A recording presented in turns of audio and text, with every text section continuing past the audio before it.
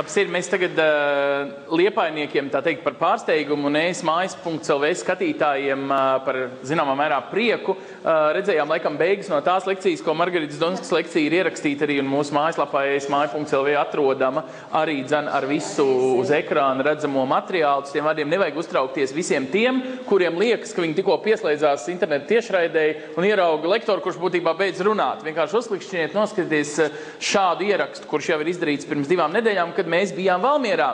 Ja jūs gadienā jūtaties, ka šodien nevarēsiet visu dienu pavadīt lekcijās, tad varat zināt, ka mēs pēc kāda laika būsim arī dzen Rēzeknē un vēl arī Jelgavā ik pa 2 nedēļām. Ne nākošu nedēļu vai kā, jūs varat arī paši klātienē ierasties un noklausīties visu dienas lekciju, bet šoreiz mēs jums uz stundiņu piedāvājam 2. Un gan liepainiekiem ir tiesības arī prasīt, gan arī esmājas.lv skatītājiem ir tiesības komentāros arī prasīt savus jautājumus gan Margaritai, gan nākamajiem runātājiem, un Artur nācis ieņem savu, tā teikt, vietu. Paldies, Margaritai, vēlreiz, ja, tad nomainam vienkārši tagad, atvainojos, Margarita, es visu laiku jūs sauc par teorētiķi, ja? Nomainam teorētiķi ar praktiķi. Es gribu jūs visus iepazīstināt ar Arturu Štammeru. Šis slavenais SIA demaršs un būt par konsultantu nav viegla lieta, jo tos dažreiz arī lamā, konsultants, ko viņš tur var.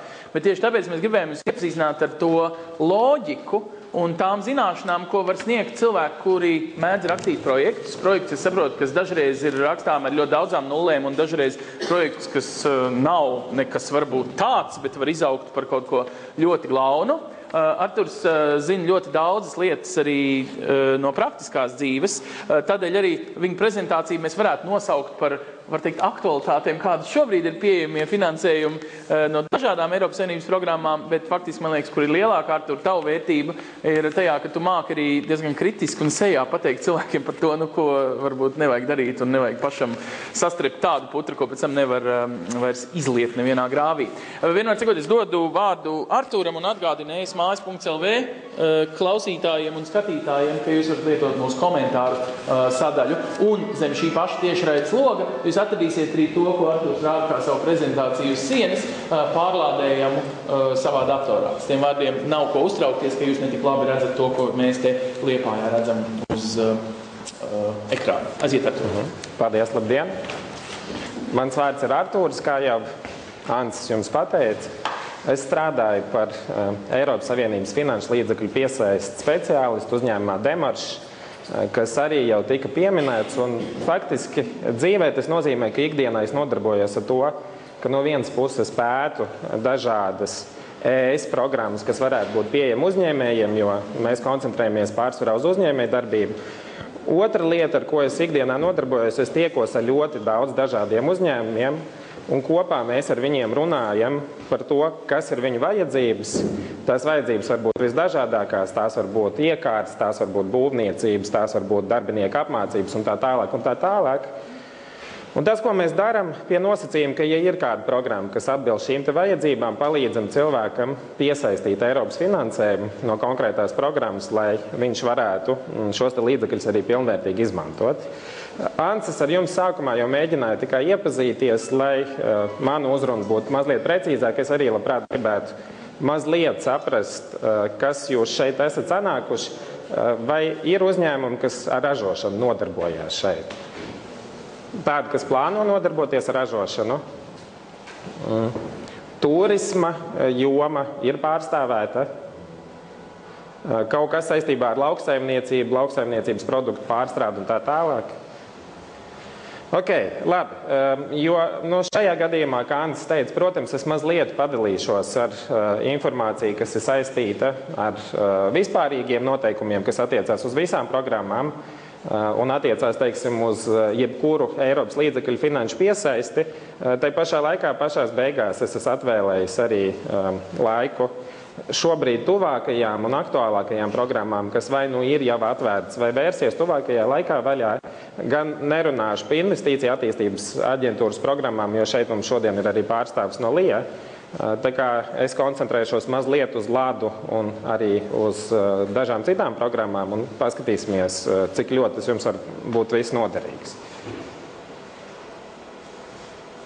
Ļoti īsi par demaršu, ar ko viņš nodarbojās. Tad demarš nodarbojās ar vairākiem konsultāciju virzieniem, gan ar apmācību, gan, teiksim, ar dažādām konsultāciju pakalpojumiem, tādiem kā darbs ar personālu un tā tālāk. Un viens no virzieniem 2006. gadā, kad parādījās iespējas vispār piesaistīt finansējumu, parādījās arī šī konsultācija naudas piesaist priekš uzņēmumiem.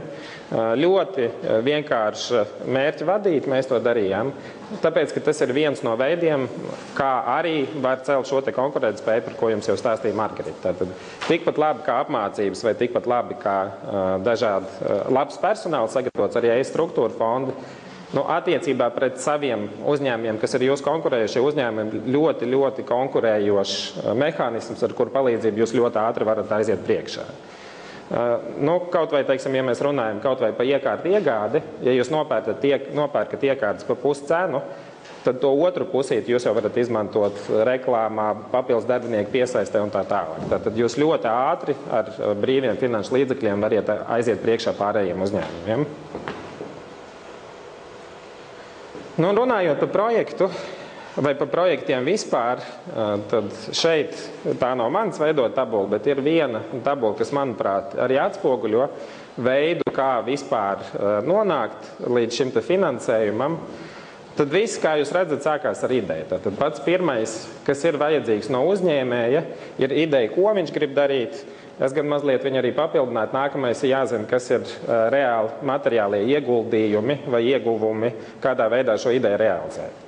Tad, ja jums ir ideja uzsākt kaut kādu vai turpināt vai kādu nozari attīstīt savā uzņēmēja darbībā, ir jāsaprot, ko jūs gribat darīt un kas ir finanšu pozīcijas. Vai tās būs būvniecības, vai tās būs iekārtas, vai tie būs darbinieki piesaist vai jaunas zināšanas un tā tālāk. Tad nākamais solis, tad, kad jūs esat sapratuši ideju pēc būtības starp visiem fondiem, starp visām programmām, jums ir jāmeklē tā, kas ir visvairāk jums atbilstoša. Ja mēs runājam par administratīvajām iestādēm vai tiem, kas dod Eiropas līdzekļus, viņas ir daudz vairāk par 20. Ja mēs runājam par populārākajiem, kas ir investīcija attīstības aģentūra un lauka atbalsta dienas, tad par tām es mazliet ieskatēšu, bet vispār pēc būtības viņas ir daudz, un katrai konkrētajai idejai ir kāda administrējošā iestāde, kas šo naudu apgūst un palīdz arī izdalīt. Nākamais, tad, kad jums ir skaidrs, pie kā vērsties pēc naudas vai kas pārvalda šo naudu, kas varētu atbilst jūsu idejai, protams, jūs ar viņiem konsultējieties. Tad jūs vislabākā veidā dodieties uz turieni, runājat, stāstat, kas jūs esat to uzņēmumu, kādas jūsu idejas. Un katrā iestādē pretī ir speciālisti, kas varēs jums atbildēt un palīdzēt virzīties tālāk. Un tad nākamais jau, kas būtu jāiepazīst, ir principā katrā iestādē ir pietiekoši daudz programmas, tie ir ministru kabineta noteikumi, jau konkrētai programmai izstrādāti noteikumi, kas regulē, kādā veidā jūs šo naudu varat dabūt, pie kādiem nosacījumiem, kādos apjomos un tā tālāk un tā tālāk. Protams, ja visi šie etapi ir iziet un šie punkti jums ir atbilstoši, tad mēs varam runāt, tikai tajā brīdī mēs varam runāt par to, ka tiek rakstīts projekts. Tad, kad ir skaidrs, kas iedos naudu uz kādiem nosacījumiem un tas jums viss ir atbilstoši, tad var rakstīt jau pašu projektu. Tad, kad projekts ir uzrakstīts, principā jūs viņus sniedzat iekšā un gaidat lēmumu, vai jums šī nauda tiks piešķirta, vai varbūt arī šajā reizē konkursa gadījumā šī nauda jums netiek piešķirta. Ar ko nodarbojamies mēs šajā kontekstā? Patiesībā, tad, kad jums ir ideja, mēs ar jums satiekamies, izrunājamies un visus pārējos soļus, kas ir saistīti gan ar MK noteikumiem, gan ar administrējošām iestādēm, gan ar projektu rakstīšanu. Principā mēs palīdzam risināt to jūsu vietā. Un mazliet par pamatu jautājumiem. Tad, lai būtu skaidrs, ka mēs runājam par vienām un tām pašām lietām, kas vispār ir Eiropas struktūra fondi? Pēc būtības Eiropas struktūra fondi nav aizdevums, kā dažreiz tas tiek traktēts, un viens no tipiskiem jautājumiem eiroskeptiķiem ir, vai šī nauda kādreiz būs jādod atpakaļ. Un, protams, runā arī par to, ka bezmaksas siers ir tikai peļu slazdā un tā tālāk un tā tālāk. Tad pēc būtības Eiropas struktūra fondi ir finanšu mehānisms, ar kuru palīdzību Eiropa kā kopējais tirgus cenšas konkurēt ar pārējām lielajām ekonomikām, ar Ameriku, ar Ķīnu, ar Krieviju. Un mērķis, kāpēc katram uzņēmējam tiek dota vispār nauda, vai nu, teiksim, kaut kādām investīcijām vai darbinieku apmācībām, ir, lai kopējo Eiropas konkurētspējas tirgu pacelt attiecībā pret pārējo pasauli. Un tieši tas ir iemesls tam, ka šī nauda, ko jūs saņemat no struktūra fondiem, nekad nebūs jādod atpakaļ. Protams, kad līdz ar to, tā kā šī nauda netiek atdota atpakaļ, viņi tiek dota tikai uz konkrētiem virzieniem, un tā kā Eiropa par konkrētiem virzieniem diviem lielākajiem ir izvirzījusi inovācijas un ražošanu, tas nozīmē, ka visvairāk naudas var dabūt inovatīvie uzņēmumi un ražojošie uzņēmumi. Līdz ar to ir jāsaprot, ka mēs, saņemot Eiropas struktūra fondu finansējumu, pildam ļoti lielo mērķi. Mēs palīdzam Eiropai celties attiecībā pret pārējām lielajām ekonomikām, tajos virzienos, kuros tas ir nolemts. Nu, kāpēc tas ir aktuāli un izdevīgi, ir ļoti viegli saprast. Jūs dabūjat bezmaksas naudu, ar kuras palīdzību jūs varat rīkoties tajā virzienā, kurā jūs esat nolēmuši. Ja jums ir pa ceļam ar Eiropas attīstības koncepciju, tad ja jūs arī gribat būt inovatīvi un Eiropa grib būt inovatīvi, ir skaidrs, ka jūs varat dabūt naudu, pie tam pietiekoši lielu, ne mazāk kā 25%, nu parasti uzņēmējiem ne vairāk arī kā 60%, bet ja, teiksim, tās ir ne tikai uzņēmēju programmas, bet valsts pašvaldības, kaut kādas biedrības un tā tālāk, turpat līdz 90% finansējumu jūs varat dabūt, lai attīstītos. Ko jūs varat iegūt? Uzņēmēji klasiski var skatīties uz tādām 3 ļoti lielām pozīcijām, jebkura veida būvniecība, jebkura veida iekārtas un jebkura veida darbs ar personālu, viņa attīstīšana, pilnveidošana, prakse un tā tālāk un tā tālāk. Protams, ir arī specifiskāki mērķi, bet, kā es teicu, es šodien runājuši globālās līnijās, un līdz ar to tās ir galvenās investīcija pozīcijas. Nu, un veids, kā to var sasniegt, es pašā sākumā jau mazliet ieskicēju, tad jums ir jābūt idejai, tad ir jāuzraksta projekts, un jāievieš projekts atbilstoši tam, ko jūs esat projektā uzrakstījuši. Tātad, ja jūs rakstat, kad jūs pirksiet iekārtu, jums ir jāpērk tā iekārta, ko esat uzrakstījuši, un jūs nevarat viņu kaut kādā brīdī nomainīt vai aizstāt citu. Var, bet atkal ir sarežģījumi. Ja?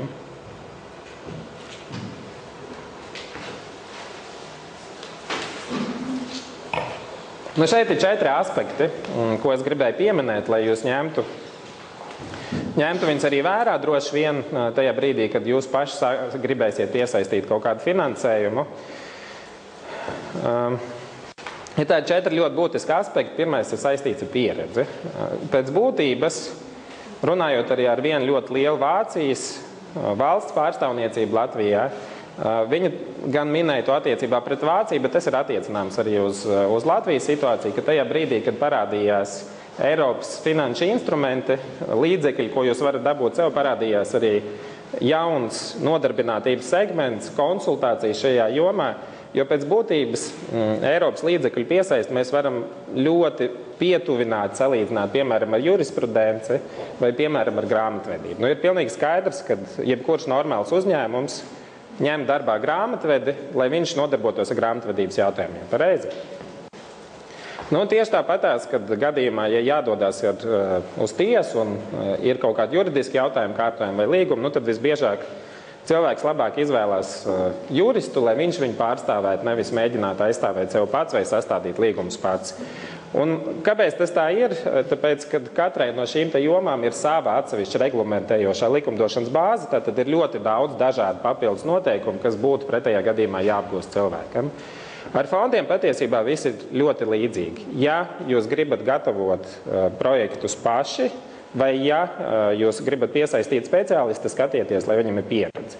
Jo viņš zinās attiecīgo likumdošanu, kas ir vajadzīga šajā konkrētajā nozarē, un viņam būs arī pieredze šīs likumdošanas ne tikai izpratnē, bet arī pielietošanā praksē. Tad pēc būtības tā ir atsevišķa nozara, tāpat kā jūs darbā ņemat personāla vadītāju, tieši tāpat tās darbā jūs pieņemat arī cilvēku, kurš ir atbildīgs turpmāk par Eiropas projektu piesaisti.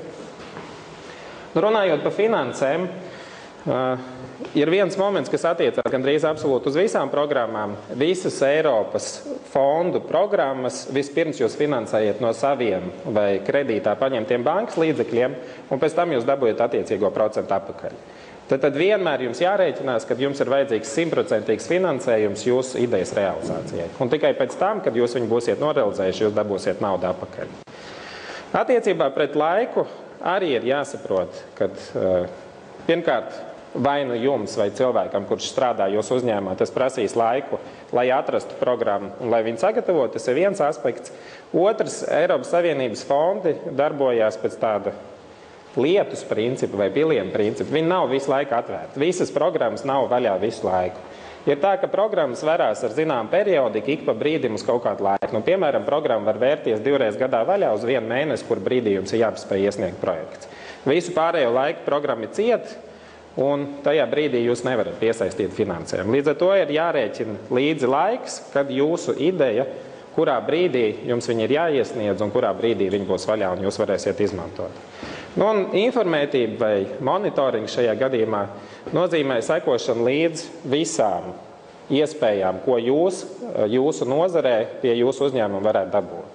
Nu, vispār kopā uzņēmējiem programmas ir ap 140, diezgan daudz no viņiem jau ir ciet uz visiem laikiem un arī nevērsies, bet joprojām ir ap 90 programmām, kuras ik pa brīdim attaisās, aizvarās, un informētība nozīmē, ka sekojot līdz dažādām administratīvajām iestādēm, kas pārvalda šo te naudu, jūs varat sekot līdz, vai kaut kas kaut kādā brīdī parādās, kas jums ir izmantojams un kas jums pašiem ir interesants. Nu, te ir daži ieteikumi, kādā veidā, piemēram, jūs varat uzkrāt pieredzi. Visas iestādes organizē informatīvos seminārus. Varbūt arī jums nāk uz e-pasta paziņojumu, ja nenāk jebkurā no šīm iestādēm, jūs varat pieteikties uz ziņu lapu, un tiek organizēti par konkrētām programmām, apmācību semināri, viņi arī visi ir bezmaksas, tāpat kā šis pasākums, un jūs varat krāt pieredzi vienkārši tiekoties ar cilvēkiem, kas tur ir, un, protams, arī klausoties, ko stāst paši administratori.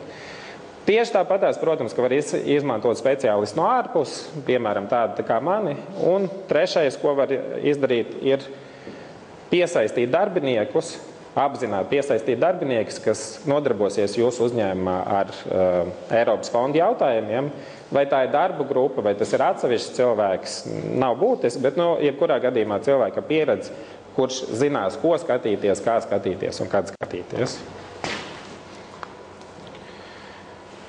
Par finansējumu. Tad pats pirmais, un es teiktu, ka bremzējošākais faktors šobrīd, ar ko man ir nācies saskarties, ir tieši finansējuma jautājums. Kā jau es teicu, vispirms jums 100% jāiegulda ir savi līdzekļi vai bankas līdzekļi vai investoru līdzekļi. Tad tajā brīdī, kad jums ir parādījusies ideja un viņi ir nobriedusi jau līdz stadijai, kad jūs domājat, ka jūs to realizēsiet, pirmais solis ir meklēt nevis fondus, bet meklēt naudu. Jo bez naudas jūs jebkurā gadījumā būs jums apstiprināts projekts vai nebūs apstiprināts, viņi nevarēsiet realizēt. Tad pats pirmais, apstaigājiet bankas, pastāstiet savu ideju, pastāstiet, ka jūs gribat piesaistīt Eiropas fondu finansējumu, meklējiet kaut kādus alternatīvos finansējuma avotus un tā tālāk. Tad pats pirmais meklējiet naudu. Nu, un vēl viena lieta attiecībā pret naudu, kas būtu jārēķina, kad pat, ja jums ir savu finanšu līdzekļi vai ir banka līdzekļi, tad no brīža, kad jūs būsiet pabeiguši projektu vai no brīža, kad jūs būsiet uzsākuši projektu pēc naudas atnākšanai, būs diezgan ilgs periods, kamēr viņi ir iesaldēti. Tātad, ja jums ilgs, piemēram, būvniecība gadu, tad visu to gadu jūs naudu neredzēsiet, jūs tikai liksiet iekšā, un pēc tam, kad būsiet uzbūvējuši, vēl paies 3, 4, 5 mēneši, atkarībā no programmas, kamēr tiks izvērtēt gala atskaitu, viņi atnāks atpakaļ pie jums. Tad ir jārēķinās, ka finanses būs iesaldētas. Viņus vajag atrast un vajag plānot uz priekšu. Attiecībā pret laiku. Ir būtiski katrā programmā paskatīties, kas ir dokumenti, kas nav saistīti ar jums tiešā veidā. Piemēram, pēc gandrīz visās programmās ir jāiesniedz vidi izziņa par to, ka jums nav nodokļu parādi. Un vidi izziņa droši vien ir visvienkāršākais plānojamais dokuments, jo viņš aizņem tur pieņemsim 2-3 dienas, un jūs šo vidi izziņu esat dabūjuši un jūs varat iesniegt. Bet ir, piemēram, tādi dokumenti kā tehniskais projekts vai, piemēram, būvatļauja. Tad šie te dokumenti, jūs viņus nevarat nekādā veidā pasteidzināt, jūs nevarat arī paši viņus uztaisīt. Un ņemot vērā to, ka programma ir atvērta konkrētu laiku, var gadīties, ka jums, piemēram, tehniskais projekts vai būvatļauja jāsāk gatavot vēl pirms jūs esat sākuši kaut ko citu darīt, un varbūt, ka pirms jau šī te programma konkrētā ir atvērusies. Vēl ir dažādi citi dokumenti, kā zemes grāmatas apliecinājumi, dažādi līgumi, nomas un tā tālāk un tā tālāk. Tad ir pietiekoši daudz dažādi dokumenti, kurus jums varbūt vajadzētu sakārtot pirms jūs esat vispār pieteikušies kaut kādai programmai. Nu, protams, jūs plānojat arī aktivitātes. Droši vien tāds diezgan tipisks piemērs. Es šobrīd strādāju arī pie savas mājas nosiltināšanas. Es dzīvoju 90 dzīvokļu mājā. Līdz ar to ir pilnīgi skaidrs, ka cilvēki, ar kuriem būtu jāstrādā, ir ļoti daudz. Nu, un pēc būtības, tad, kad mēs sākām strādāt ar mājas iedzīvotājiem pagājušā gada janvārī, tad mēs domājam, ka šovasar mēs varēsim nosiltināt māju. Šobrīd es esmu nonācis līdz tam, ka mēs varam sākt gatavot projektu. Tad ir, šeit, protams, ir ļoti viss skaidrs, tā kā mums ir vajadzīgi visu mājas iedzīvotāju parakstu par piekrišanu, tad ir ļoti daudz dažādu informatīvu semināru jāveido, un tad vēl jāaiziet pie katra kaimiņu uz dzīvokli, uz atsevišķu informatīvu semināru, un tā tālāk. Bet pēc būtības jāsaprot, ka nevienmēr būs iespējams šo te laika grafiku arī uzreiz paredzēt. Ņemiet vērā, ka varbūt dažādi sarežģījumi ne tikai no dokumentu, bet arī no cilvēku puses. Nu, piemēram, ja jums ir sarežģītas iekārtas, var gadīties, ka viņas rūpnīcā izgatavo pusgadu līdz brīdim, kamēr viņas vispār var nonākt pie jums. Tad arī šādi aspekti jāņem vērā. Vai kas ir vēl pilnīgi vienmēr? Būvniecības termiņi vienmēr kavējās, un viņi ir daudz dārgāki nekā īstenībā, nekā sākumā pēc tāmas tiek norādīts. Tad arī šie momenti ir jāņem vērā. Nu, un informētība. Viens, ja jums patīk, jūs varat lasīt ministru kabineta noteikumus katrai no programmām un tā tālāk. Otrs, protams, jūs varat iet arī uz šiem te informatīvajiem semināriem. Vēl viens ieteikums, ko jūs visi uzreiz varat izdarīt, un ir ļoti vienkāršs solis. Jūs varat ieiet katrā no administratīvajām iestādēm, kas jums ir interesanti, piemēram, tur LIA, lauka atbalsta dienestā, un visur ir pieteikšanās jaunumiem. Saklikšķiniet savus e-pastus, lai jums nāk jaunumi uz jūsu e-pastu, un daudz vienkāršāk ir sekot šādā veidā līdzi. Gandrīz katra no lielajām iestādēm vismaz reizi mēnesī izsūta ziņu lapu, pietiekoši labi tā informācija tur, kas ir ievietot. Tā kā, manuprāt, tas ir visvienkāršākais veids, kā jūs varat vismaz iespējas izlasīt un saprast, kādā veidā viņas rodās, pilnīgi noteikti. Un te ir tāda bilde paraugs. Šitā izskatījās Rimi apmācību projekts. Tā ir viena pilna kaste, tā ir starpatskaita. Mums bija 10 starpatskaitas tāds. Viena pilna kaste ar papīru. Nu, šeit ir tāda tipiskāka, mazāka projekta, varbūt tās uz kaut kādām 300-400 lapām. Un ir programmas arī, kur ir ļoti vienkārši un mazi projektiņi. Piemēram, vismazākais šobrīd ir mājas energoefektivitātes uzlabošanas programma, kuras ietvaros jūs varat paši priekš savas mājasaimniecības iegādāties vai nu saules baterijas vai apkurs katls, kaut ko tam līdzīgi. Nu, tur tā veidlapa vispār 12 lapas. Viņi ir ļoti vienkārši aizpildāma. Tā kā ļoti dažādi. Var gadīties arī, kad viņi ir tik lieli, varbūt arī, ka nē. Tās galvenais administrējošās iestādes, ar kurām visbiežāk sanāk sastapties uzņēmējiem, ir LIA, Latvijas Investīcija attīstības aģentūra. Šī aģentūra administrē visas programmas, kas nav saistītas ar lauksaimniecību. Tad, ja jums ir zemnieku saimniecība vai pārtiks pārstrāde, jums pēc būtības gandrīz vai nav ko darīt, LIA izņemot dažreiz apmācību projekts, kur var piedalīties arī pārtiks pārstrādes uzņēmumi. Nu, un šobrīd drusku, laikam, LIA ir sākus arī pietuvināties lauksaimniekiem, arī izstāžu programmā lauksaimnieki var piedalīties un braukt uz izstādēm un saņemt līdzfinansējumu. Agrāk arī tas nebija iespējams.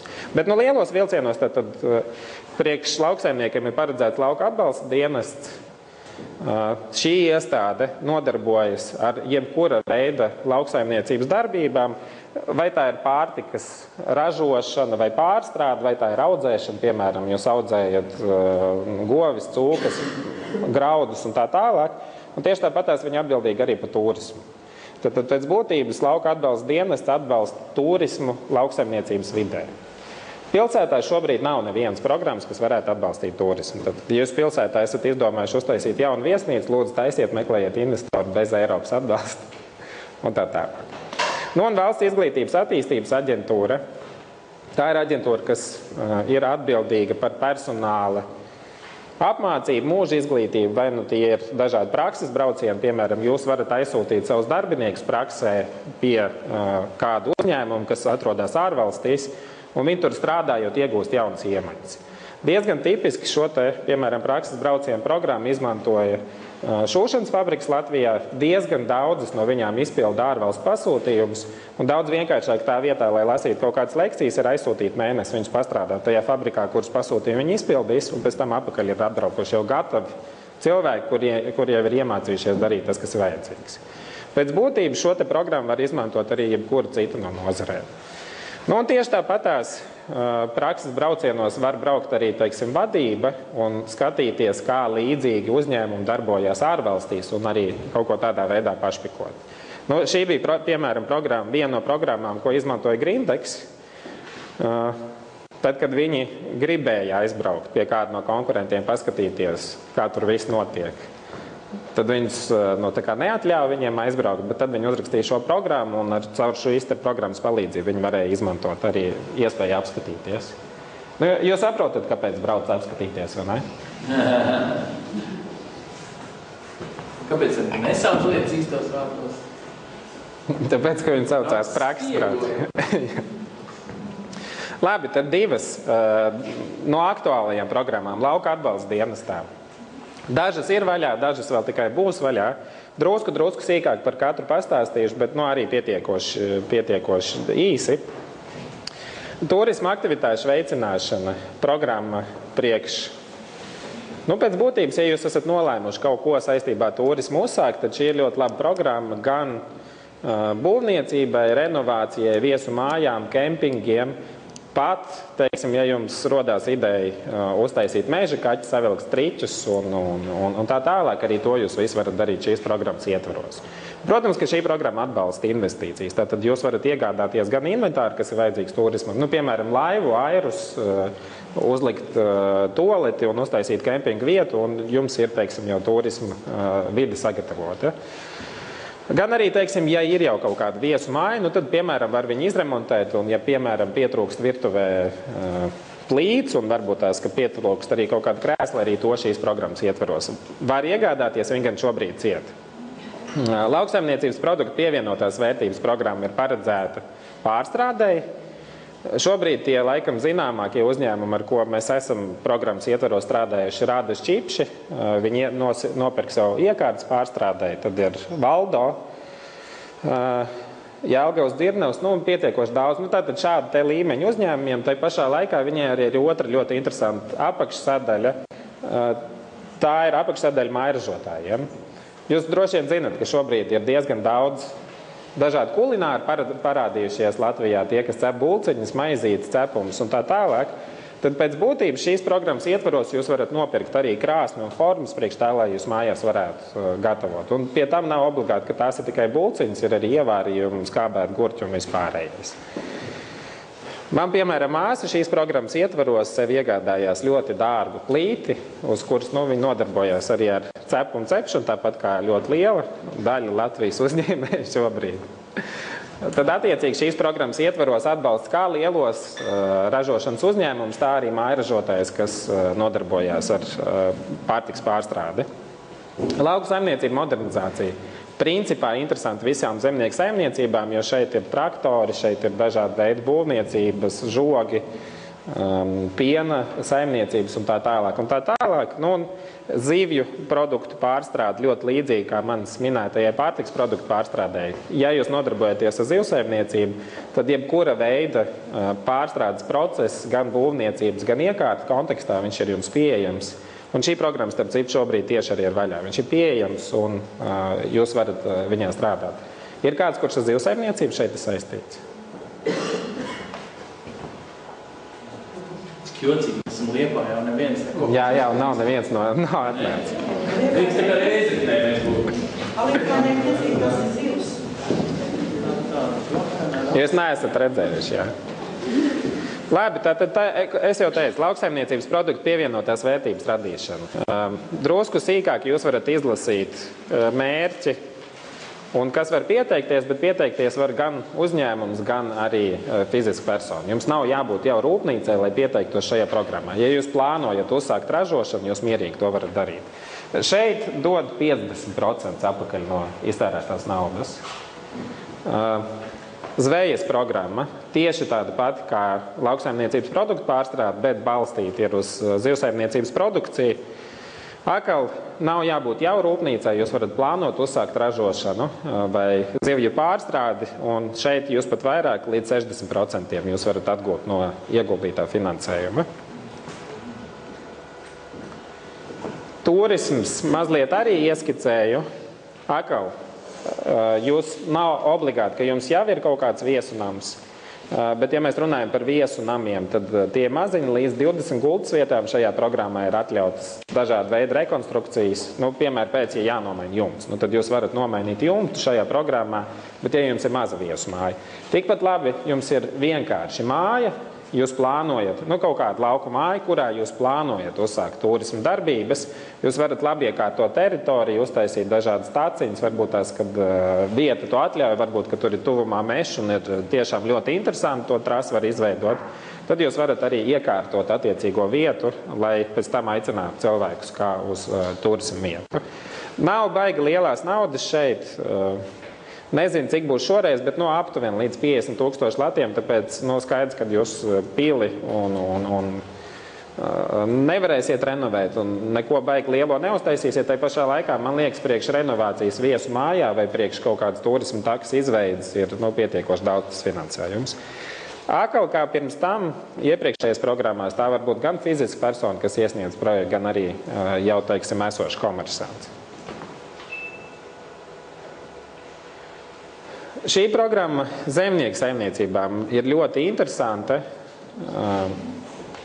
Viņi arī patiesībā ļoti plaši izmanto. Pagājušajā kārtā tika iesniegti projekti, kas sasniedza 583, ja es nemaldos, procentus no pieejamā finansējuma, respektīvi interesi bija 5 reizes lielāka nekā bija nauda. Jo pēc būtības tur var nopirkt traktoru pa puscenu, vai var pēc būtības uzbūvēt vai renovēt piena novietni atkal pa puscenu, vai pa 60%, kā kurā situācijā. Tātad ļoti, ļoti būtisks investīcijas zemniekiem.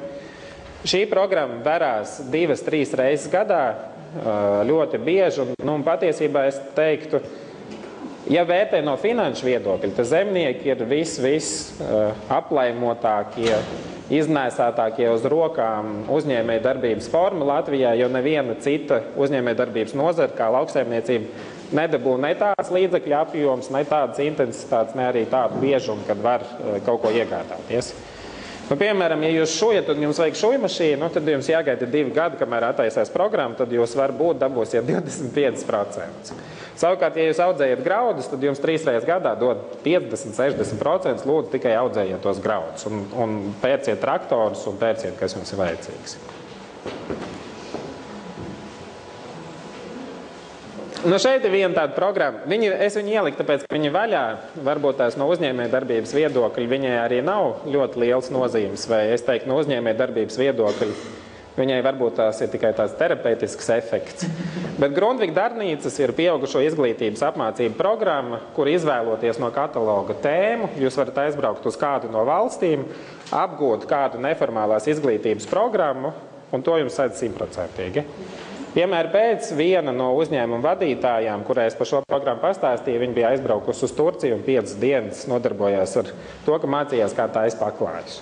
Viņa teica, ka viņa ideāli atpūtās, viss brīnišķīgi. Mērķi šīm programmām pēc būtības ir tā, kā mēs esam Eiropas kopiena un mācamies tik ļoti daudz dažādas lietas, apmainīties ar šīm zināšanām valsts ietvaros un apgūt arī kaut ko, kas nav saistīts ar nopietno izglītību, bet arī ar neformālo izglītību. Piemēram, pēc latvieši visi ļoti, ļoti aizraujās ar zīdu apgleznošanu un tam līdzīgām lietām. Un krellītes taisa ļoti daudz un dažādas auskars. Nu, tad šī būtu, teiksim, tā joma, kurā varētu braukt un izglītoties kaut kur ārvalstīs. Nu, un programma, kurai es jau pieskāros pirms tam, Leonardo da Vinci, tad sagatavošanās vizītes un stažēšanās uzņēmums var aizbraukt vispirms ar 100% atbalstu pie savu partneru uzņēmumu, pārunāt, kurus darbinieks, cik daudz un kurā laikā viņus varēs sūtīt, un pēc tam rakstīt jau projektu, programmu, kas ir paredzēta šo te darbinieku stažēšanai. Pietiekoši laba programma, pietiekoši laba izglītības forma, kas diezgan stipri atšķirās no klasiskās izglītības. Manuprāt, tā kā tur viss tiek sekts arī 100%, parasti VIA sēd 100% visas izmaksas. Ļoti laba programma, lai sagatavotu savus darbiniekus profesijā. Skaidrs, ka šādā veidā inženieri jūs neiegūsiet pa mēnesi, bet labu speciālistu gan konkrētajā kaut kādā nozarē. Un ir citas programmas, es par viņām šoreiz droši vien, ka neizstāstīšu, bet tātad, tīri, lai jūs varētu paskatīties administrējošās iestādes, ir pārobežu sadarbības programmas, kur var sadarboties un rakstīt projektu divas valstis. Piemēram, droši vien zināmākās ir turisma takas, kas, piemēram, brauc no Latvijas uz Igauniju.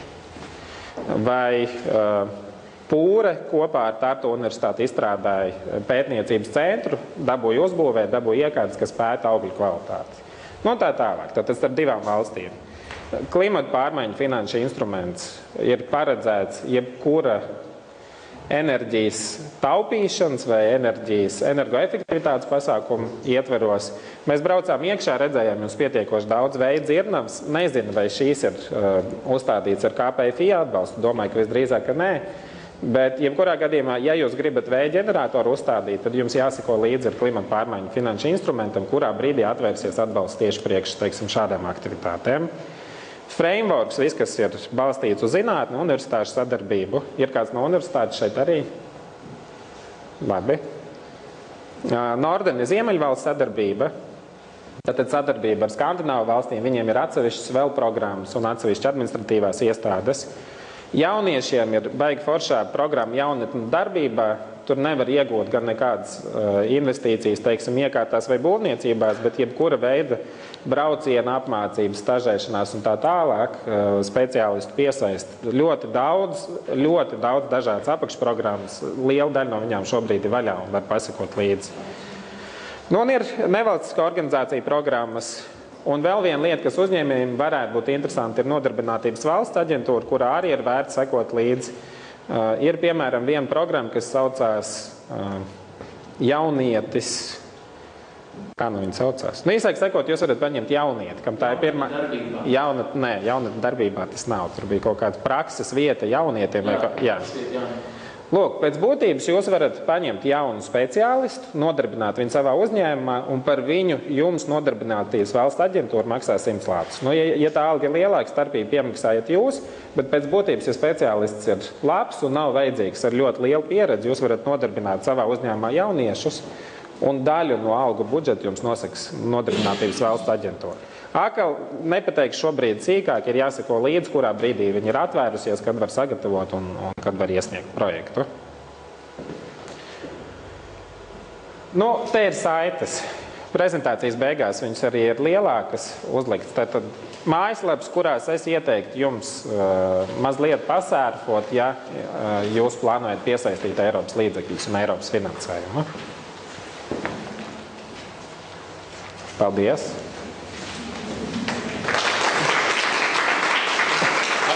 Jūties tā kā solists, vai ne? Tāds nodziedājis smuku dziesmu, kad aplausi. Vai ir arī kādi ašie jautājumi, kaut kas ir uzreiz neskaidrs? Mēs tādu riktīgi sirsnīgu debati uztaisīsim pēc tam, kad Smart.lv skatītāji mūs tā kā atstās mierā.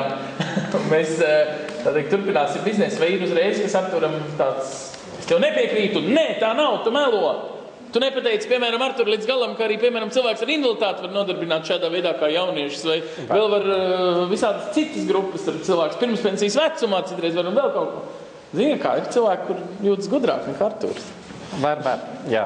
Viens piemērs, ko jūs droši vien esat visi redzējuši, ir plīšu lācīši, kas ir aizgājuši šobrīd pasaulē. Tur kā reiz cilvēki ir arī invaliditāti.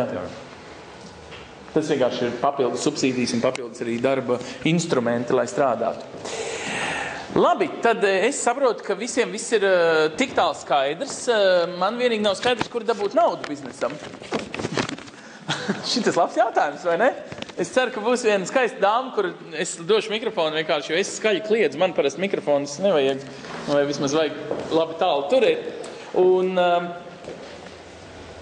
Daiga strādā Hipotēku un Zemes bankā, kura ir ļoti slavena mūsu valstī ne tikai ar to, ka pieder Latvijas valstī, bet arī ar to, ka Latvijas valsts viņai ir uzticējusi gabaliņu naudas no Eiropas Savienības, lai tas tiktu pārvērsts un kā nu kuru reizi grantos, dažādās apmācību programmās vai klasiskos, bet mazliet izdevīgākos kredītos nekā citā bankā. Tiesa gan ir citas bankas, kas to lietu apšaubītu. Mēs satikāmies Valmierā ar DNB Nordbanku, kur teica, ka viņas nosacījumi arī nav sliktāki par Hipotēku banku. Citiem vārdiem, es gribu teikt, ka mēs šeit esam atveduši nevis vienu banku, kur jūs tagad pārliecinās, ka ir jāiet un jātais biznes tikai ar Hipotēku banku, bet tā ir banka, kurā pirms jūs izšķiraties vai ņemt vai neņemt kredītu, viņi veiks jums apmācības, kas nosacīti jūsu gadījumā, kā patērētāji mācīties griboša, topošā uzņēmēja gadījumā, ir pa brīvu, ja vien liekas, ka jums ir kaut kas galvā un biznesa plāns ir tiešām nopietns, jo par to samaksā Eiropas Savienība. Tā ir tā vienīga atšķirība, ar ko šī banka varbūt man liktos simpātiskāk. Vēl bez tam, ka tur ir, protams, simpātisks darbinieces.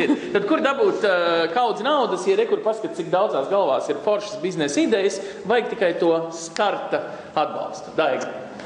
Paldies par tādu pieteikumu, un Ansis jau faktiski ļoti daudz izstāstīja no tā, ko es gribēju stāstīt savas uzstāšanās sākumā. Tad varbūt pirms es sāku stāstīt par banku īsti, tātad par sevi. Mani sauc Daiga Buholce, un bankā strādāju jau gandrīz 4 gadus, un tas darbs, ko es daru, ir faktiski palīdzu filiālēm stāstu par šīm programmām un palīdzu viņas pārdot. Un faktiski tas darbs ļoti cieši saistās ar kontaktu tīklu uzturēšanu tieši ar sadarbības partneriem. Un ES Māja ir viens no mūsu sadarbības partneriem. Un tā kā paldies par šo iespēju, kad mēs esam šeit šodien. Ko tad es jums šodien izstāstīšu? Faktiski izstāstīšu par to aktuālo, kas tad bankai šobrīd ir, kādas tad ir tās programmas, ko mēs piedāvājam uzņēmējiem, un kā jau Ansis arī sākumā minēja, tātad mūsu šis te fokus ir tieši šie jaunie uzņēmēji, ko varbūt šī te riska dēļ baidās atbalstīt citas bankas. Tātad īsi pašā sākumā par to, kas tad notiek pašā bankā, un jāsaka tā, ka banka šobrīd dzīvo faktiski lielās pārmaiņās. Jau no 2009. gada mūs pārveido par pilnu spektru attīstības banku, un šis process notiek vēl joprojām. Pakāpeniski tātad ir lietas, ar ko mēs strādājam un turpinam strādāt. Tātad šie valsts atbalsta programmu aizdevumi, ja? Bet ir noteikti segments, ko mēs tā kā arī nekreditējam. Tās ir tātad tīrā veidā privāta personas, tātad tie ir šie hipotekārie kredīti. Jo tas iemesls ir tāds, ka faktiski šīs te programmas, ko mēs piedāvājam, viņas pamatā iet tātad finansētas no dažādu Eiropas fondu līdzekļiem. Tāpat šie ir konkrēti valsts līdzekļi, kas tiek novirzīti konkrētiem mērķiem, un viņi nevar tikt novirzīti citiem mērķiem.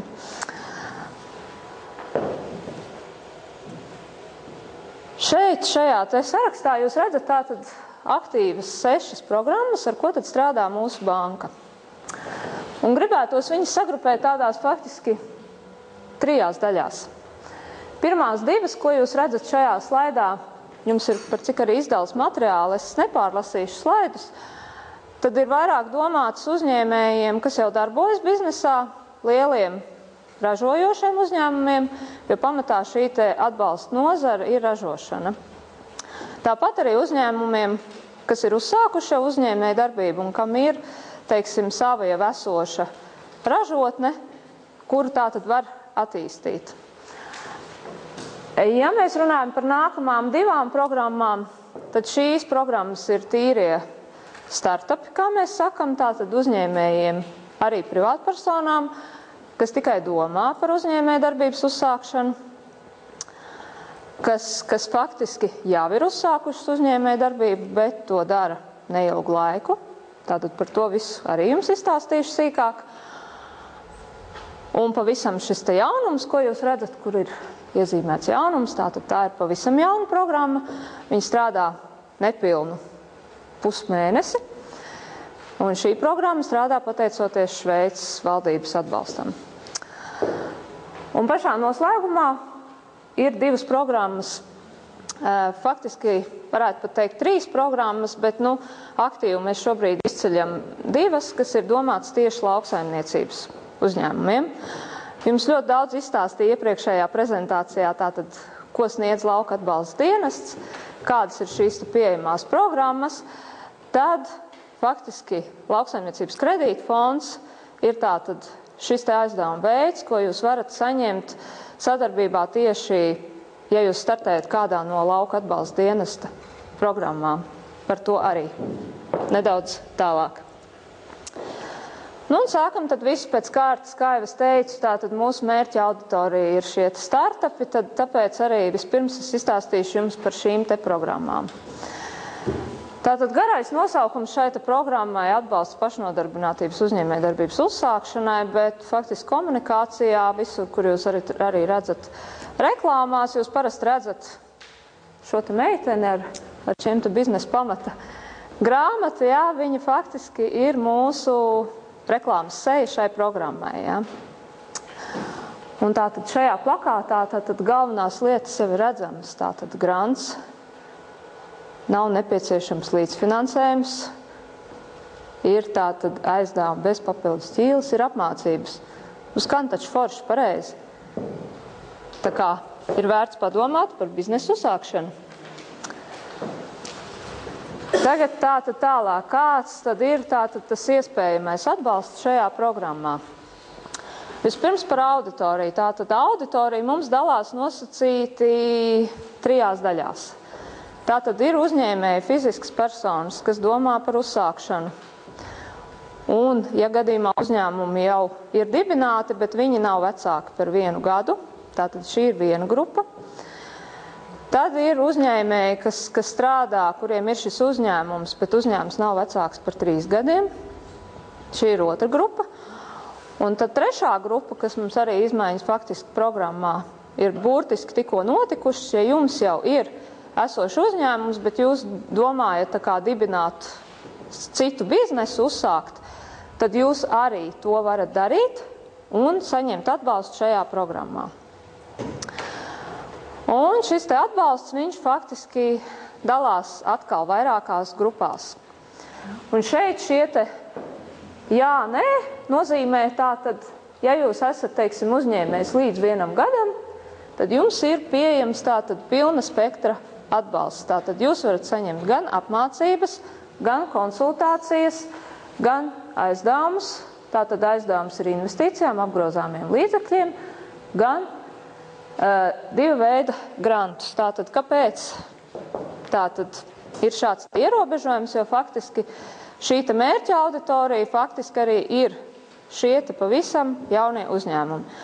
Un šajā te grupā ietilpst arī tātad fiziska persona, ja jums vēl nav savu uzņēmuma, tad droši varat nākt, iziet šīs apmācības, pie mūsu konsultantiem konsultēties un startēt starta programmā. Tātad, jo tā uzņēmēja pieredze palielinās, tad, teiksim, ir kaut kādas lietiņas, kur jūs redzat, kur ir nē. Ja? Un pamatā šis te nē ir pie grantiem, grants saimnieciskās darbības nodrošināšanai, ja? Jo faktiski tur ir tā doma, ka jūs jau to saimniecisko darbību tā kā esat uzsākuši tajā pirmajā posmā, un tad, tā kā šis granta atbalsts jums netiek piešķirts, ja? Tātad, precizējot, tātad grants, tā ir līdzekļu daļa, ko jums banka iedod, un jums viņa nav jāatgriež. Faktiski tas, nosacīti dāvinājums, ja? Bet tāpat viņu jums nedāvina, ir jāizpild noteikts prasības, lai jūs pie šī granta tiktu. Un tātad šeit nedaudz jau sīkāk par to, kas bija redzams iepriekš, tātad projekti. Projekti var būt līdz 60 000 latu, ir nepieciešams tātad 10% jūsu līdzfinansējums, Ja mēs runājam par aizdevumiem, aizdevumi tātad var būt gan investīcijām, gan apgrozāmiem līdzekļiem, un maksimālais termiņš ir 8 gadi. Un tad par grantiem, tātad faktiski tas, kas interesē auditorijas parasti visvairāk, ir tātad šie te granti. Viens ir tātad grants šai saimnieciskai darbībai, kas ir 35% no aizdevuma. Un faktiski, ja šis grants jums tiek piešķirts, tad jūs viņu saņemat pakāpeniski 1/12 daļu, tātad būtībā kā līdzekļu daļu, ko jūs varat tātad novirzīt savām algām, savām tekošajām izmaksām 1. gada laikā. Par otru grantu, ja mēs runājam, tad šo grantu jūs saņemat tikai tad, kad jūs jau bankai esat nosacīti pierādījis, ka jūsu bizness ir veiksmīgi attīstās. Tas nozīmē to, ka, ja jums ir tātad šis biznesa plāns, ko jūs iesniedzat bankā, jums ir noteikts etaps, kā jums tas bizness attīstās un pēc kādiem plāniem jums tātad ir jāattīstās šim biznesam. Ja? Un tātad saskaņā ar šo plānu, tātad arī pēc šī gada tiek skatīts, kā tad jums ir veicies. Un, ja viss ir kārtībā, tad jūs saņemat šo te grantu aizdevumu dzēšanai, kas ir faktiski 20% no piešķirtā aizdevuma, bet ne vairāk kā 2000. Arī bankā, kā jau es sākumā teicu, mums ir arī notikusi restruktūrizācija, un kopš pagājušā gada aprīļa mums faktiski viss bankas filiāls ir sadalīts nosacīt tādās tā kā kreditēšanas reģionos, kas ir faktiski 10 filiāles, ko jūs redzat šeit iezīmētas ar sarkanu. Viena no filiālēm ir arī šeit Liepājā, un auditorijā ir arī Liepājas filiāls aizdevuma daļas vadītājs Andris Bergs, tā kā, ja faktiski ir praktisks dabas jautājumi, tad kafijas pauzēs vai arī vēršoties filiālē, Andris vai viņa kolēģi tātad atbildēs uz jau praktiskas dabas jautājumiem. Lūk, un faktiski šīs te sarkanās līnijas, kas ir iezīmētas, līdzīgi kā mums politikā šodien sarkanās līnijas, bet mums tās ir drusku citas sarkanās līnijas, tātad ir iezīmētas šo te reģionu teritorijas. Un ar zaļiem tiem punktiņiem tur ir atzīmētas šīs te norēķinu grupas, kas attiecīgi ir pakļautas konkrētai šeit filiālē. Ko es ar to gribēju teikt, rādot jums šo slaidu, kad faktiski katrā no šīm te filiālēm mums strādā starta programmas konsultanti. Viņi izbrauc arī uz šīm te reģionālajām uz norēķinu grupām. Un mūsu mājaslapā hipo.lv jūs varat atrast tātad šo te konsultantu darba laiku un piesakoties vai nu telefoniski vai aizsūtot šim konsultantam e-pastu, jūs tātad varat vērsties un saņemt jau detalizētu konsultāciju, lai startētu starta programmā. Un, lai jūs startētu, tātad faktiski jums ir jāiesniedz 3 lietas. Ir tātad pieteikums dalībai programmā, jūsu CV un biznesa idejas apraksts. Bet, kā jau es teicu, šai programmā ļoti svarīga loma ir šim te konsultantam, un tā kā droši uzreiz pat varat nepildīt šīs formas, bet sākumā varat sazināties tiešām ar konsultantu un tad vienoties par tikšanos, un tad jau arī aizpildīt šīs formas. Kā jau stāstīju, programmā ir pieejamas arī apmācības, un šeit ir uzskaitīts tātad šīs te programmas, kurās šīs apmācības mēs piedāvājam. Un tātad ir tā, ka jūs varat iziet 80 stundu garo kursu komercdarbības pamatos, vai izvēlēties kādu no šiem te īsajiem kursiem, kas ir 20 stundu kursi. Ja jūs uzskatāt, ka jūs, teiksim, kaut kādā jomā neesat vēl tik ļoti zinoši, tad ir iespējas tātad šīs apmācības arī iziet.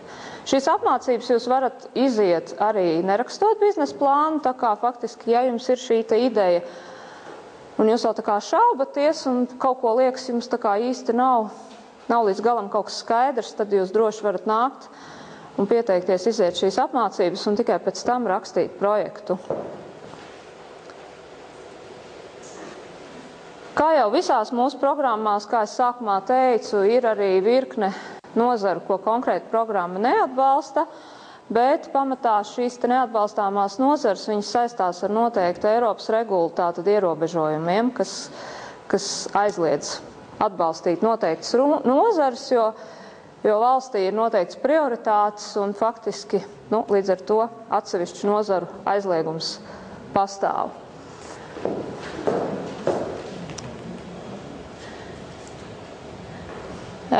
Bez tam arī vēl tāda lieta, ko mēs esam jaunajiem uzņēmējiem radījuši.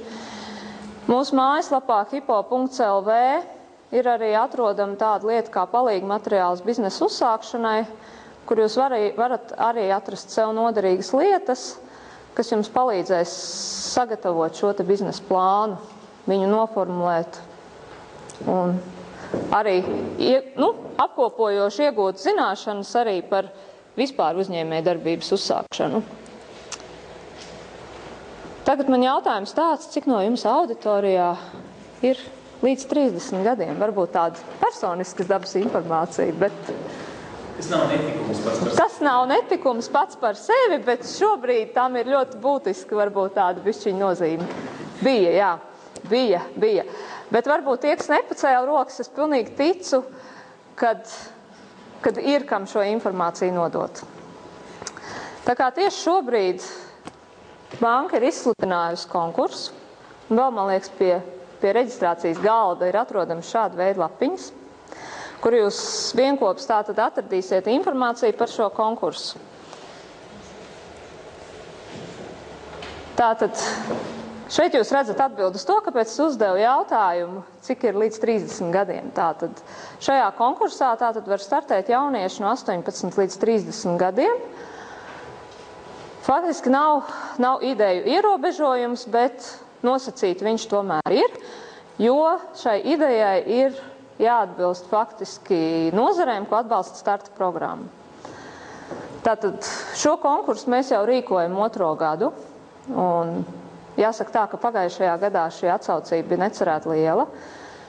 Mēs saņēmām 168 pieteikumus, no kuriem faktiski 50 saņēma grantus, nevis grantus, atvainojos, bet mentorus, un 10 saņēma vēl papildus tātad arī naudas balvas. Arī šajā gadā līdzīgi tātad aicinam piedalīties vai nu jauniešus kā fiziska persona atsevišķi, kā vienu, vai arī, teiksim, ir pieļaujams, ja ir šī jauniešu grupa līdz 4 cilvēkiem. Tad varat tātad rakstīt šīs biznesa idejas, iesūtīt, un, kā jau teicu, idejai jāatbilst starta programmas noteikumiem. Un kas jādara, lai pieteiktos? Jums tātad līdzīgi kā starta programmā, jums ir tātad jāuzraksta īsi savus biznesa idejas apraksts uz 3 A4 formāta lapām, jāpievieno savus īsts CV un pieteikums. Tātad visu šo informāciju jūs varat atrast mūsu bankas mājaslapā hipo.lv, tātad šīs veidlaps. Un pats galvenais, nenokavējiet termiņu līdz 21. novembrim. Jums šīs idejas ir jāiesūta uz e-pastu letsbiznesā@hipo.lv. Varat iesūtīt arī vairākas idejas, tā kā šeit nav ierobežojumi, izvērtēsim visas idejas, pilnīgi visas idejas tiks izvērtētas. Un 50 labākās idejas mēs paziņosim 9. decembrī pēc šīs izvērtēšanas. Un tātad šie 50 labākie tiks aicināti rakstīt šo biznesa plānu. Un tad kopumā tātad ir 30 labākie, 5 saņems papildus starta programmas jau visiem grantiem un finansējumam 1000 latu naudas balvu, otri 5 labākie saņems 500 latu naudas balvu un 20 labākie saņems mentoru. Un arī šie iepriekš minētie 5 un 5 arī saņems mentora konsultācijas. Tātad mentori mums ir sadarbībā ar līderi. Un, kā jau šodien moderni teikts, strādājam un esam sociālajos tīklos, tad arī šis konkurss ir sociālajos tīklos. Un, ja jūs esat draugos, tad varat atrast arī mūsu bankas sadaļu draugiem/hipo. Un tur arī ir izsmeļoša informācija par šo konkursu. Un iesaku ielūkoties, jo ik pa laikam izsludinam dažādus mazos konkursiņus, atbildes uz jautājumiem noteikts, ja iesūtat. Tāpat tās varat iesūtīt savus jautājumus, uz viņiem noteikti tiek atbildēts un risināts jūsu situācijas. Tāpat varat jautājumus sūtīt uz šo te Let's Biznesā e-pastu. Tālāk tātad izstāstīšu par mūsu jauno mikrokredītu programmu. Tātad šī ir programma, kur var saņemt atbalstu tātad mikro uzņēmumi. Tātad tie ir uzņēmumi, kam nav vairāk kā 10 darbinieki, un kuru tātad šis te apgrozījums gada nepārsniedz 1,4 miljonus. Šī programma ir unikāla arī ar to, ka faktiski šeit var startēt arī fiziskas personas, tātad uzņēmumi pirms to dibināšanas arī var pieteikties šajā programmā. Šai programmā ir ļoti plašs nozara atbalsts. Šai programmā var startēt arī lauksaimnieki, kas varbūt nav pieejams citās mūsu programmās, izņemot šīs te lauksaimnieku speciālās programmas. Un arī šajā programmā ir pieejami granti. Un ja jūsu aizdevums ir līdz 5,000, tad nav nepieciešama jūsu līdzdalība. Tātad šeit nedaudz vairāk par grantiem. Tātad šeit ir viens grants, kas ir paredzēts aizdevuma dzēšanai. Summa ir tātad 500 lati, ja jūs esat tātad republikāniskā pilsēta, šajā gadījumā Liepāja mums ir republikāniskā pilsēta, tad šis grants ir 500 lati, ko jūs varat saņemt. Un tā doma ir tāda, ka faktiski šie granti tiek piešķirti par cik viņi, reģionos tiešām tur Latgalē ir lielāki, un arī šajos neuzskaitītajos reģionos ir šie 750 lati tieši ar šo te domu, kad mēs veicinam uzņēmēju darbību laukos. Šeit arī neatbalstošās nozares. Tas par šīm mazajām programmām. Tagad īsi varbūt iziešu cauri arī programmām, kas ir domāts jau lielākiem uzņēmumiem. Tātad šīs divas programmas, kas ir konkurētspējas programma un mazo video uzņēmuma aizdevums. Tātad, kā jau teicu, auditorija ir ražojoši uzņēmumi.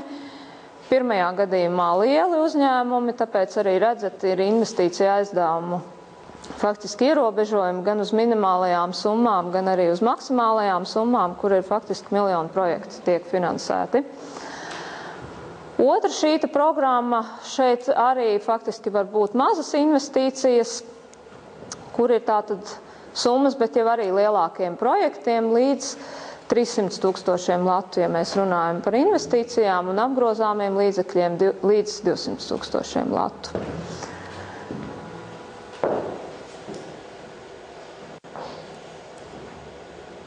Šeit gan izslēgto nozaru ir daudz vairāk, bet ir vēl labā lieta, ja jūs esat sīkais mikrokomersants un jūsu šī te projekta aizdevuma summa nepārsniedz 30,000 latu, tad faktiski šīs mazo video uzņēmumu, šī MVU programma atbalsta arī pakalpojumu nozares. Tātad faktiski, ja kaut kādu iemeslu dēļ neatbilstat starta programmai vai šai mikrokredīta programmai, tad varat startēt uz šo te programmu un saņemt atbalstu. Tā, lauksaimnieki bija auditorijā, ja? Tad nedaudz arī izstāstīšu par šīm te lauksaimnieku programmām. Tātad sākšu ar programmu, kas ir domāta apgrozāmiem līdzekļiem. Tātad atbalsts faktiski kooperatīvām sabiedrībām, zemnieku saimniecībām un kooperatīviem faktiski viņi ir izcelti tā kā ārā, viņiem šis te atbalsts ir pieejams arī vēl lielāks, tie ir faktiski līdz 2 miljoni latu, ja normālā gadījumā tie ir līdz 700 000. Burtiski tikko ir arī izmainījies programmas apguves termiņš, un tātad tie ir 24 mēneši, ja līdz šim tas bija gads, kur laikā bija jāatgriež šis te aizdevums. Kas ir labā lieta šai programmai? Ja ir nepietiekams nodrošinājums, tad ir pieejams lauka atbalsta fonda garantijas arī. Un otra lielā programma, ko mēs piedāvājam uzņēmējiem, tātad ir kredīta fonds.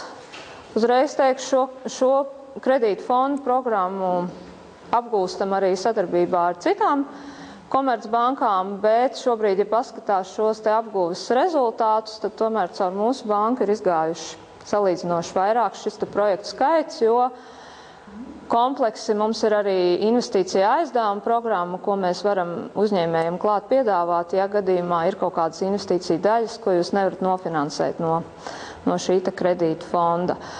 Tātad faktiski, kā jau sākumā teicu, ir tātad šī te programma paredzēta konkrētām lauka atbalsta dienesta programmām. Tātad, ja jūs rakstat šo te projektu lauka atbalsta dienestam, un ja jūs gūstat apstiprinājumu, tad jūs varat nākt uz banku un saņemt aizdevumu.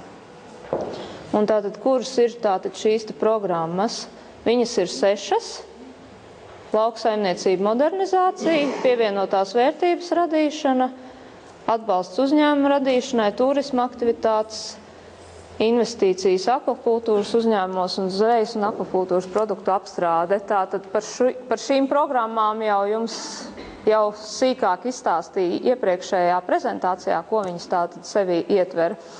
Tātad, ja jūs rakstat šajās programmās projektu, tad ir iespējams saņemt atbalsts. Tad vēl tāda lieta, varbūt šodien arī klausoties prezentāciju, jūs īsti nesapratāt, vai jūs tā kā atbilstat, neatbilstat programmai. Tad mūsu mājaslapā ir izveidots tāds rīks kā programmu kalkulators, kur jūs nosacīt varat tātad spēlēties ar to savu situāciju, ieejot sadaļā attīstības programmas, uzklikšķinot uz šīs te saites programmu kalkulators, jums atvērsies loks, kur jums prasīs, teiksim, uzrādīt tātad par sevi noteikts lietas, tātad nozari, jūsu investīciju apjoms, kas jums ir nepieciešams tātad aizdevums, kādā summā, vai jums ir nodokļu parādi. Tātad šīs te lietas aizpildot, kalkulators izrēķinās, kādai no programmām jūs atbilstat. Tālāk tur jūs vēl redzēsiet arī tādu lietu, kā iespēju atstāt savu kontaktu informāciju, un ja jūs izvēlaties šo sadaļu, tad atstājot savus kontaktus, ar jums noteikti sazināsies attiecīgās filiāles kredīta darbinieks, jo faktiski par cik kā jūs rādījums ir plašs šis filiāļu tīkls, bez Liepājas jūs varat vērsties arī jebkurā citā mūsu filiālē, tad atstājot šos kontaktus, ir garantēts, ka jums būs šī te individuālā saruna un zvans no bankas, lai izzinātu jau jūsu situāciju, tā kā to arī aicinu izmantot. Nu, un te nedaudz statistikas varbūt tā noslēgumā, tātad, kā tad mums ir veicies uz 30. septembri, kā mums ir veicies ar šo programmu apguvi. Tātad faktiski programmu apguvi vairāk vai mazāk ir kā nu kurai programmai, tātad no viņas uzsākšanas brīža līdz tātad šim brīdim. Ja? Tātad tie ir, vienai programmai tie ir 2 gadi, citai programmai varbūt tas ir pusmēnesis, kā piemēram jaunai mikrokreditēšanas programmai. Ja? Tātad šeit varat redzēt gan pēc skaita, gan pēc apjomiem. Ja? Tātad konkurētspējas veicināšanas programma vislielākais apjoms, bet, kā jūs teicu, šai programmai ir šie miljonu lielie projekti.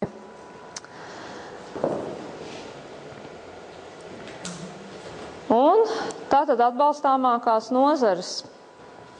Faktiski, ja visu laiku mēs teicām, kad apstrādes rūpniecība mums ir visvairāk apgūtā nozara, tad šobrīd jau ir ir lauksaimniecība. Mums izrāvusies nedaudz priekšā, jo tieši pēdējā mēneša laikā esam atbalstījuši tieši vairāk tieši šos te lauksaimniecības nozarē darbojošus projektus. Un arī tātad mazumtirdzniecība, pārējās nozares arī tātad redzat slaidos. Un tad varbūt, ar ko es gribēju noslēgt, es tomēr gribēju noslēgt ar to, kad mēs lepojamies ar saviem klientiem un ar tiem veiksmes stāstiem, kur ir šie veiksmīgie projekti. Ja? Tātad šajā kreisajā malā uzdrošinies riskēt. Faktiski šīs ir Liepājas uzņēmējas, tāpēc ar domu es šeit šo projektu arī ieliku, ja? kur starta programmā ir saņemts atbalsts un uzņēmējs uzsāk savu mazo biznesu. Tad tāpat labajā pusē Dendrolaits, kas ir Ventspils projekts, bet šo projektu ieliku ar domu, ka faktiski šis uzņēmums tāds, kāds viņš ir šobrīd, viņš ir izaudzis tieši no biznesa inkubatora. Un tāpēc arī tas ir varbūt tas labais stāsts, kad nav jābaidās uzsākt un riskēt, un tad tu vari tomēr izaugt par lielu uzņēmumu, kāds ir šobrīd izaudzis arī Dendrolaits. Bet ar visiem pārējiem, tie nav tikai 3 veiksmes stāsti, ar visiem pārējiem veiksmes stāstiem, kur ir bijušas šīs publikācijas, jūs arī varat iepazīties mūsu mājaslapā. Zem sadaļas noderīgi, ja jūs ieiet, jūs varat atrast gan šīs publikācijas, gan arī video sižetus ar klientiem, tātad, kas ir piekrituši par sevi pastāstīt. Paldies!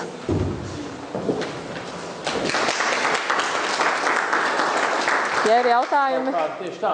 Jautājumi kaut kas tomēr palika neskaidrs. Kaut gan hipoteka banka ir diezgan, super. Paldies par drosmi. Mēs jums arī aplaudēs, nedomājam, ka tikai jums runāja, ja tas jautā. Bet, ziniet, baigi interesanti tagad būs. Es jums, jūs neapvainojaties, ja? Es jums pienesīšu klāt, lai tie, kas mums skatās tā kā attālināt, lai viņiem arī skaidrs, ko jūs jautājat. Tā, man jautājums ir, pirmajā lapas pusē šeit ir ierāmējumā tāds teikums. Šobrīd hipoteku banka ir pārtraukusi jaunu komerc aizdevumu un privātu personu aizdevumu izsniegšanu. Vai tas nav pretrunā ar to, ko jūs piedāvājat, vai es kaut ko nesapratu? Pagaidiet, tagad nav dzirdamība. Jā, sorry, mēs mēģinām iztikt ar vienu mikrofonu. Jā, patiešām. Otrajā slaidā viss ir slikti un trešajā kā skaisti. Nē, nav slikti. Tas ir tas, ko es sākumā teicu. Tātad mums šie resursi, kas bankā ir pieejami, tātad viņi ir pieejami no noteiktiem Eiropas resursiem. Un viņi ir paredzēti konkrētu mērķu atbalstam. Tātad šis ir uzņēmējdarbības atbalsts, uzņēmējdarbības uzsākšanas atbalsts, ja jūs domājat šīs fiziskās personas, ko mēs atbalstam starta programmas ietvaros. Tātad tas ir atļauts, jo šis uzņēmējs, tātad viņš uzsāk šo uzņēmējdarbību konkrētā nozarē, kas ir pieļauts starta programmas ietvaros. Bet šis, ko jūs nocitējāt, tātad tas ir domāts tātad šie komerc kredīti, hipotekārie kredīti, kredīti daudzdzīvokļu māju renovācijai, ātrumā nepateikšu, bet faktiski vēl visas šīs komerc lietas, ko banka līdz šim piedāvāja, tātad līdz šim 2009. Gadam, mēs to piedāvājām. Mēs gan bijām aktīvi tirgū daudzdzīvokļu namu finansēšanā, pat bijām viena no līderiem, nebaidos teikt, jā, mums bija ļoti daudz šie projekti, jā, mums bija ļoti žēl no šīs sfēras šķirties, bet, diemžēl, nav mums šo resursu, un valsts viņus mums nepiešķir, un tāpēc tikai ir faktiski fiziskas personas, bankā tiek atbalstīts caur šo uzņēmējdarbības uzsākšanu. Tikai un vienīgi. Ja jūs darbojaties kādā no šīm nozarēm, ko pieļauj gan starta programma, gan mikroprogramma, kur jūs varat kā uzsācējs tātad startēt, tad laipni aicināti. Bet šādus aizdevumus, diemžēl, tīri fiziskai personai, mājokļu iegādē, remontam, nevaram piedāvāt. Tas to nozīmē. Bet tas, kundze, aizvien nozīmē, ka citas komercbankas šai valstī to var. Protams. Valsts bankai, Hypo bankai, to nodarboties aizliedz tikai tāpēc, ka viņi tādā veidā kropļo tam privātu bankām to tirgu. Bet aizliedz vienu lietu, toties uzticēju nosacīt Eiropas naudu, lai viņi atbalsta tādiem kā jums, kas ir sākošie uzņēmumi. Tādā ziņā man liekas, ka tā ir godīga spēle. Vienkārši piedodiet, šī banka lēnām ir kļuvusi par Eiropas naudas aģentūru, atvainojos, par uzbraucienu, jo es pieņemu, ka jums tas nepatīk. Bet, jo vecie kredīti jau jums vēl ir, un vecie klienti, kur izmaksā ar laiku, kas ir ņēmuši agrāk. Bet vienkārši te, man liekas, ir drīzāk jāpriecājas par to, kas ir nekā jābēdājas, ka aktu nabadzīgi viņi vairs neizsniedz. Jā, arī esošos varbūt piebildu tieši par tiem esošajiem. Mēs nekur prom neraidam, jā, un arī, ja jums ir esoši hipotekārs kredīts, jūs esat un paliekat mūsu bankā un ar jums strādā kredīta darbinieks, tā kā jūs nekur netiekat aizraidīti. Cik tā ir Air Baltica? Vai Air Baltica ir jāpiedara valstī un tad ir tāda bedre, vai tam jābūt pilnīgā privātam un ja nav, tad nav? Vai ne? Tāpat arī, vai Latvijas valstī piedarošai bankai ir jānodarbojas ar klasiskiem komercbankas pasākumiem? Nezinu, neesmu makroekonomiķis. Bet laikam kāds ir izlēmis, ka nav. Nav, jā. Tā šobrīd tas ir. Atbildēts? Super. Vēl kāds jautājums? Kur meiteni šausmīgi grib kafiju un kūciņas, ja? Jeb maizītes. Jūs izvēlaties pastu. Jūs solījāt aplausus, kundze. Paldies par atgādinājumu! Ārprāts! Šausmas! Pirmais, kas to solīja un aizmirsa. Drausmīgi, bet tiešām paldies. Es domāju, ka jūs gribējāt aplaukt, lai mēs ejam prom, lai jūs tiekat pie maizītes. Labs ir, tad mēs piedodiet esmāja.lv skatītāji, mēs ejam pie maizītēm, mums tagad ir kafijas pauze un iespēja saplosīt gabalos abus Hypoteku bankas darbiniekus, gan vietējo liepājnieku, tas tā kā pašam savam jau nesatīs, tāpēc mēs atvedām kolēģi no Rīgas. Bet savukārt esmāja skatītājiem es atgādinu, ka šī te iespēja satikt arī pašiem klātienē, ja vien jūs dzīvojat tuvāk Rezignē vai tuvāk Jelgavai, varat izvēlēties esmāja.lv, ieiet vienkārši šajā pašā ziņā, izlasiet, kuros datumos pēc 2 un tad vēl pēc 4 nedēļām šajā pašā dienā mēs būsim jūs mājās. Ceram, ka jūs vienkārši nāksiet. Šis ir pilnībā bezmaksas pasākums. Neviens no šeit esošiem nav par to maksājis. Tiesa gan, ja esat maksājuši nodokļus šai valstī, tad esat maksājuši arī par šo pasākumu, jo šo apmaksā Eiropas Savienība. Eiropas Savienība esam mēs gal galā. Liels jums paldies tik tālu, ka piedalījāties mums online. Varat turpināt mums rakstīt jautājumus. Mēs uz visiem mēdzam atbildēt, ja tie jautājumi attiec uz šo lekciju. Mēs turpināsim ar saviem jautājumiem un visas šīs lekcijas kopumā, gan šis ieraksts, gan arī iepriekšējie un visi, kas vēl sekos, būs ar laiku pieejami arī esmāja.lv video versijā, kas, ja jūs norulējat mājaslapu bišķiņu uz leju, jūs mūs tur ieraudzīsiet. Tā. Ja? Viss kārtībā? Labi, viss tagad jūs atslēdzaties no mums, lai mēs varam tikt pie tām maizītēm, ja? Labi, paldies. Paldies. Tā, labi, mēs tagad drīkstam slēgt ārā mikrofonu un beidzot runāt.